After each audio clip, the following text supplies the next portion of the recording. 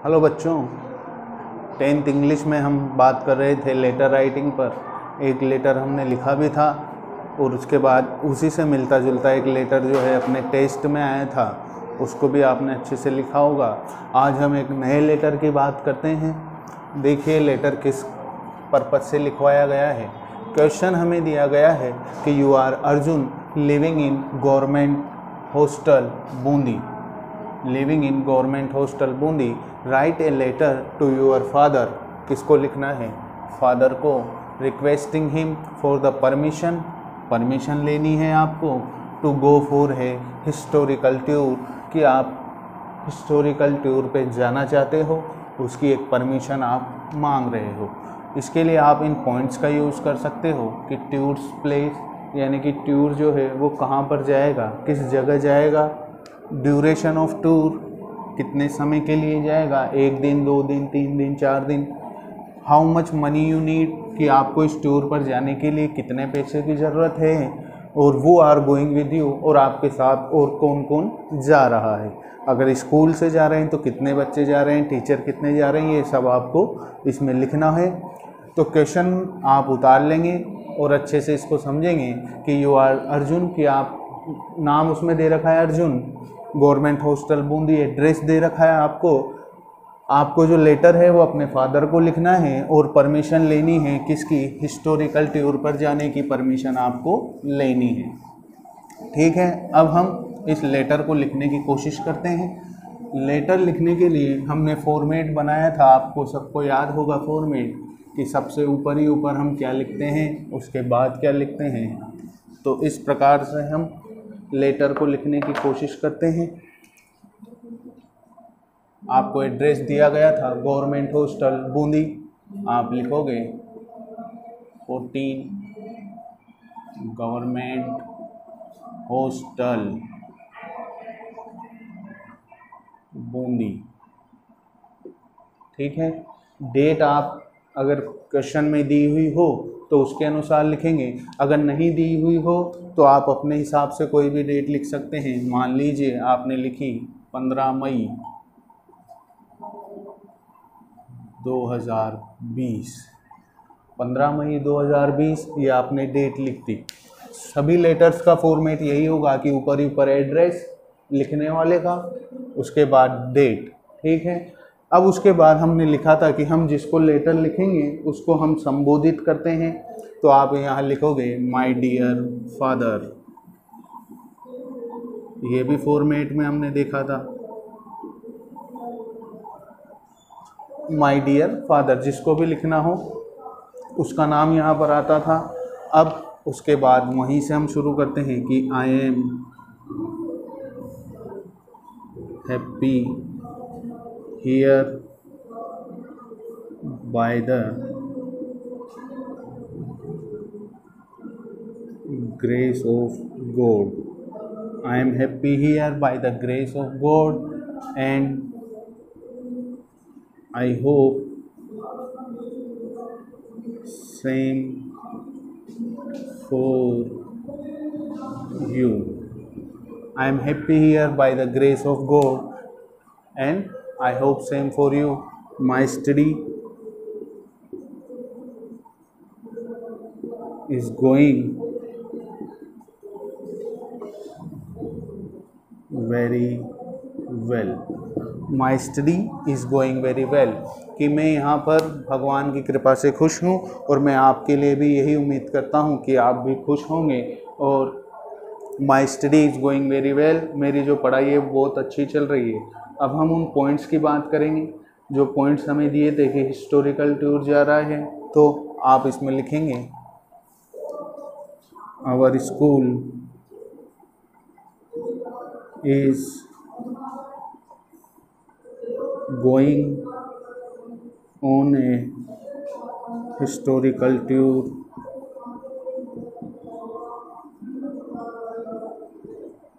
our school is going on a historical tour, हमारी जो school है वो हिस्टोरिकल टूर पर जा रही है। ठीक है, हमारी जो स्कूल है वो हिस्टोरिकल टूर पे जा रही है।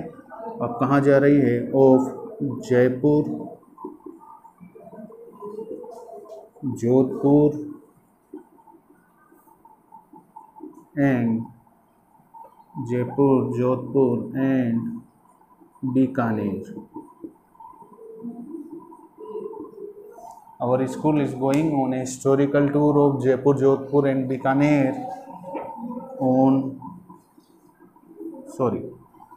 Bikaner from 25th May to 30th May. 25 से 30 मई के बीच हमारी स्कूल एक हिस्टोरिकल टूर पे जा रही है, जयपुर, जोधपुर और बीकानेर के हिस्टोरिकल टूर पर. तो आपने लिखा कि our school is going on historical tour of Jaipur, Jodhpur and Bikaner from 25th May to 30th May. अब आपने उसमें ये भी लिखा था कि टूर की जो ड्यूरेशन थी वो आपने यहाँ लिख दी कि 5 दिनों की होगी. अब आप लिखोगे कि आपके साथ कौन कौन जा रहा है. About 10 teachers and 50 students. About 10 teachers and 50 students will go on this tour.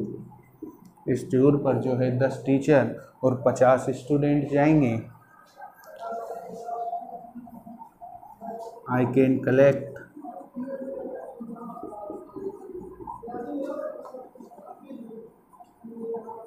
many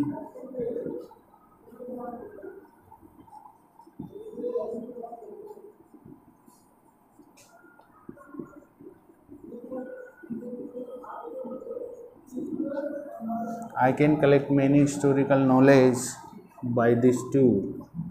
इस टूर के द्वारा मैं काफ़ी ऐतिहासिक जानकारियाँ जो है वो इकट्ठा कर सकता हूँ. आपने उस टूर की जो महत्वपूर्ण बातें हैं उनको सबसे पहले लिखा कि टूर कहाँ जा रहा है, उसका ड्यूरेशन टाइम क्या है, कितने लोग जा रहे हैं और आपको इस टूर से क्या फ़ायदा होगा वो भी आपने इसमें बताया. अब आप इसमें परमिशन के लिए लिखेंगे. उससे पहले आप एक लाइन लिखेंगे, ऑल ऑफ माई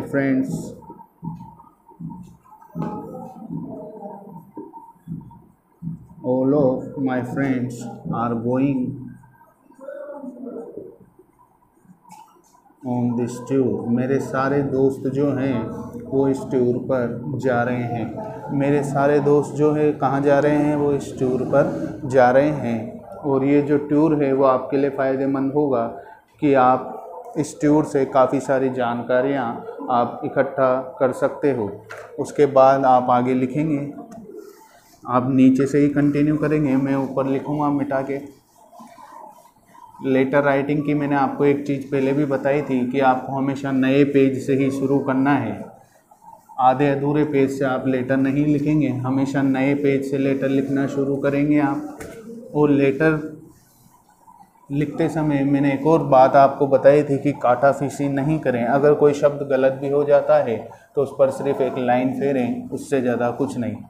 तो आपने सब बातें इसमें की कि कौन कौन आपके साथ जा रहा है, कितने व्यक्ति जा रहे हैं. अब आप बात करेंगे आपकी परमिशन की कि आपको परमिशन चाहिए. तो आप अपने पिताजी से रिक्वेस्ट करेंगे, so please allow me to go on this tour. So please allow me to go on this tour. तो कृपया करके मुझे इस टूर पर जाने की परमिशन दें या अनुमति दें. और अब आप उसमें एक और पॉइंट आपको दिया गया था कि आपको कितने पैसों की आवश्यकता है. तो I require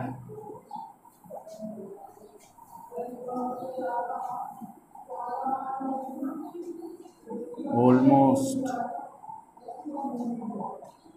2000 rupees for this tour. आपको कितने पैसों की आवश्यकता है? 2000 रुपयों की आपको आवश्यकता है। I required 2000 rupees to for this tour. And अब आप आखिरी लाइन लिखेंगे, आई एम होपफुल, मैं यही आशा करता हूँ कि that you will send me, you will give me permission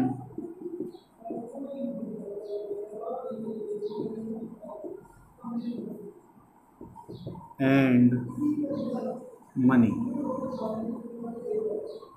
आप मुझे परमिशन और पैसे जो मुझे चाहिए, मैं ये उम्मीद करता हूँ कि आप वो मुझे दोगे। ठीक है। अब वही लाइन जो हम हर लेटर में लिखते हैं, please convey my regards to mother, यानी कि माता जी को क्या बोलना, मेरा चरण स्पर्श बोलना। उसके बाद आप लिखोगे विद बेस्ट विशेष, या विद रिगार्ड्स भी आप लिख सकते हो, क्योंकि आप अपने से बड़े को लिख रहे हो, अपने पिताजी को लिख रहे हो, तो यहाँ आप लिखोगे यूअर लविंग सन,